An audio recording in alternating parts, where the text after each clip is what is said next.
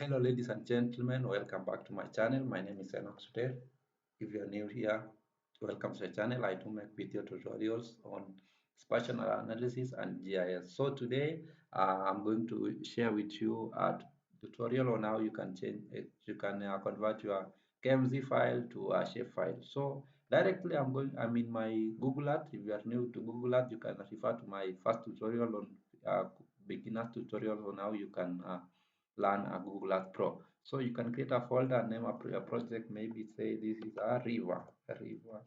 Uh, let's say this is a rivers, roads, sorry, roads. Then in my folder, I can add a line a feature which is a road. So I can draw this road that comes like this. I'm not so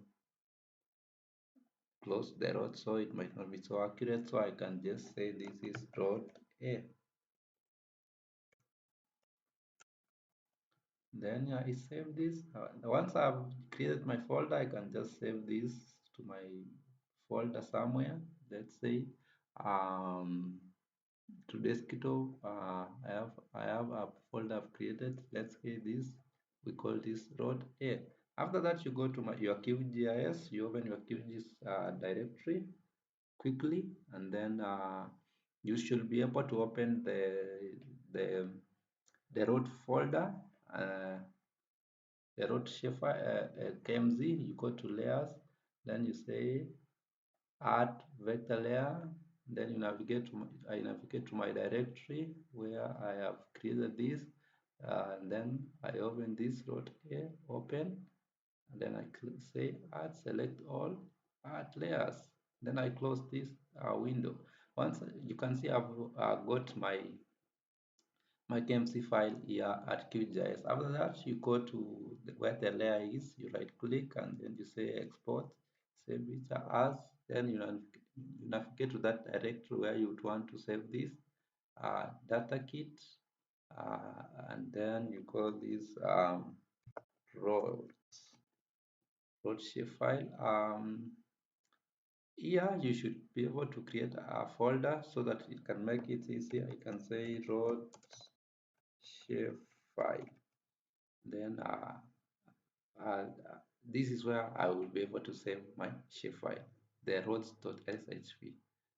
Okay, then for this you should specify your coordinate reference system. By default, since we our KMZ file came with WGS84 as coordinate reference system, this one automatically picks WGS84. And then you just say okay. And once you have done that, good, we have our shapefile here as a new uh, file in our layer tool. You can untick the KMZ file by doing this, and now we have an updated version of our S3 shapefile here in our QGIS. You can also save this somewhere.